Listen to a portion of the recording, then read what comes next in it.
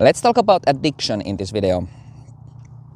I was asked to look at this thing a couple of videos back, and that's always something that I pay attention to because words come from some kind of a spiritual place. And if somebody's telling me to look at addiction under my videos where I talk about scripture and God, that's something that I pay attention to then.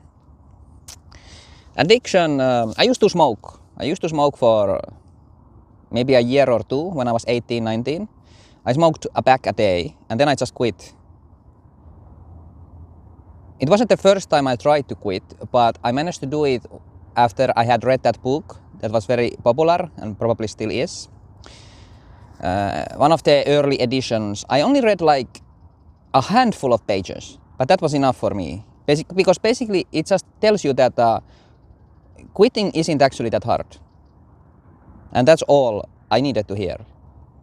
And then I just quit. And for like a week, I felt uncomfortable because the nicotine withdrawals, they like give you slight headaches and you feel tense. It's like what happens when you don't drink coffee if you are addicted to caffeine, except a few times worse. But then I quit and I never went back.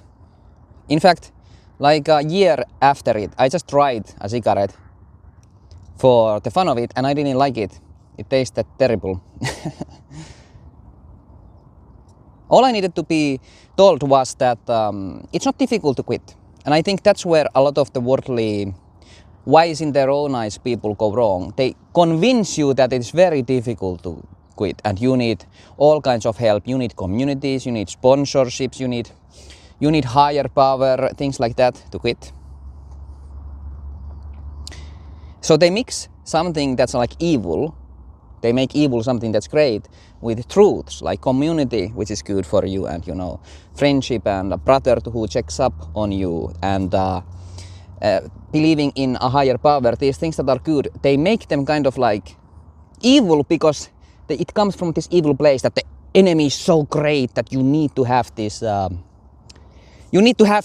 all this backup to support you. And that's horrible because the enemy is not powerful, it is not great, it is just deceptions, it's cover-ups, it's illusions. Like, it would not surprise me that there is some kind of a person who is like responsible for pushing out like addictive products, like nicotine or maybe alcohol also. And that's why they give money to these organizations that try to get people to quit, because they've done the math and they've recognized that these people are out here helping, and they're doing our job for us by convincing people that it's so difficult to quit. No, it isn't. If you believe that it is difficult to quit, then you are basically carrying a bunch of burdens that you don't need to carry. So this would be my approach at dealing with addiction. There's a part in scripture, Proverbs, where it says about wine that wine is like a mocker and strong drink is a brawler. Now, they didn't have any strong drink, not really, like modern person would understand back then. It just meant that it wasn't made the same way as wines, I think. So it would have been something like beer instead. This is the strong drink. So what is liquor then? If we have wine, which is a mocker, then we have beer, which is a brawler, something that's aggressive. What is liquor then? This thing that really messes you up. That alcoholics, who are like truly alcoholics. What is that about? And I asked ChatGPT. By the way, guys, don't be afraid of using these chatbots and things like that as tools. They're not the Bible, but they can make connections if you ask the right questions that might be valuable for you to understand. So they're a pretty good tool to complete this sentence. And it said something really wise, actually. It said, it's a tyrant, it's a destroyer. And that makes sense to me. Now we get into like the spiritual things of addiction, like why are you taking part in this addiction? Well, if you're drinking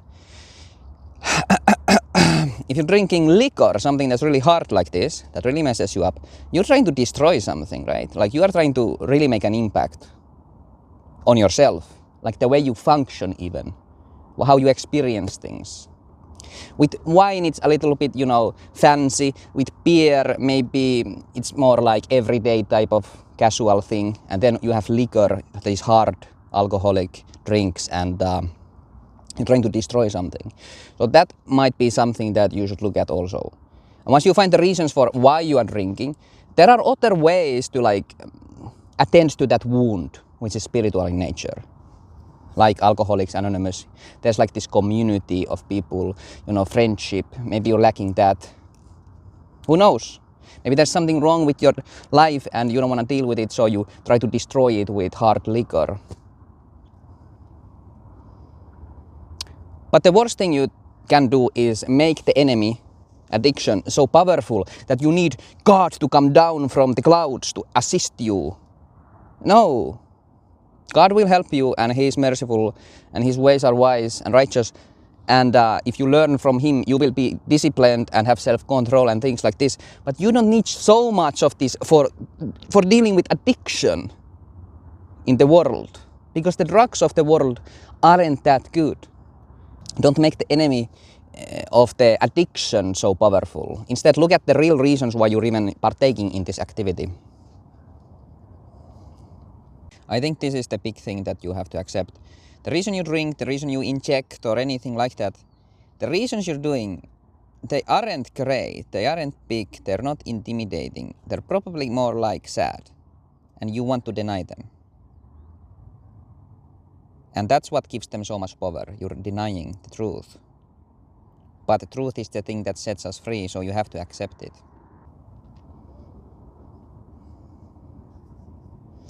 I don't know if this is gonna help anybody, but this is how things make sense to me. I was able to quit cigarettes, cold turkey, once I understood that it is something that I can do, and I believed in it.